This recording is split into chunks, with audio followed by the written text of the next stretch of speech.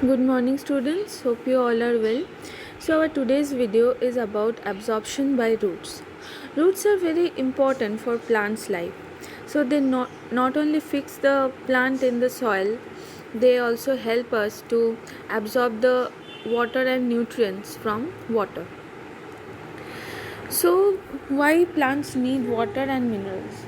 So, plants need water and minerals for their different purposes. So, during photosynthesis, during the formation of the food, that is glucose, water is used during this process. During hot summer days, transpiration gives a cooling effect to plant, and during transpiration a large quantity of water evaporated as water vapor. And water is a medium of transportation in plants, where the water solution is travel to the upward direction and goes to different parts of the plants, like the shoot of the plant, and from the leaves the food that is also travel to different parts of the plant. And water also provides turgidity, and which is necessary for the stiffness of the plant tissues. So these mineral nutrients and water are absorbed by only roots, no such other organs. So these minerals are absorbed either in the form of salts means nitrate, phosphate, sulfate, like this, or in the form of ion, means calcium ion, sodium ion, like this. Now for this absorption, there are certain characters develops in the roots. So what are these characters? So the root hairs are very thin and very small root hairs, but in the root hairs there is the surface area is huge. If the surface area is higher, or if the surface area is huge, so what is the advantage? They can absorb more water and more nutrients.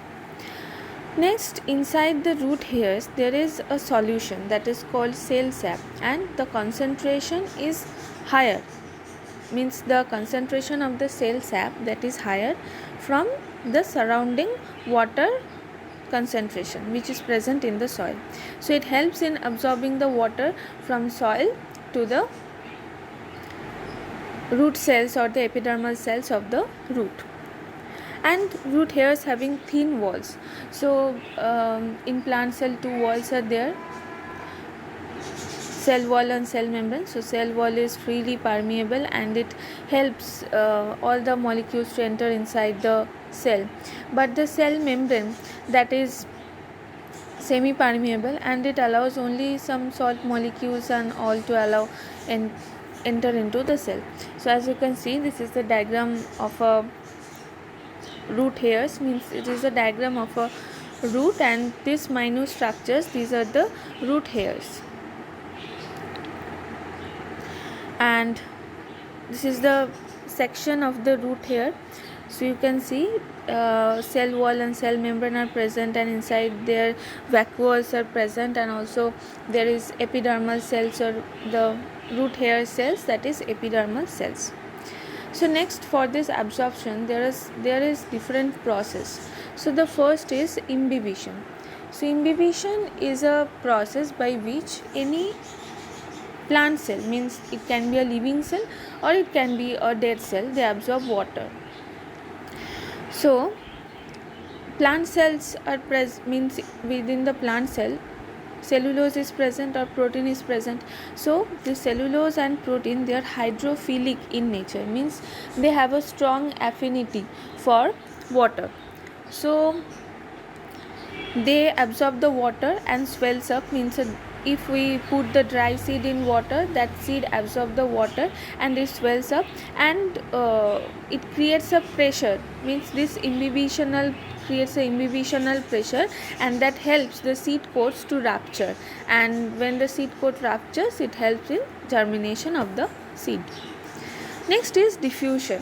So diffusion is a free movement of molecules, either it can be a solute or is a solvent.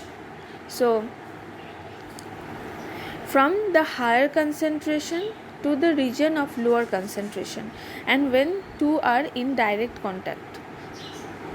So diffusion means it is the movement of molecules from higher concentration to lower concentration.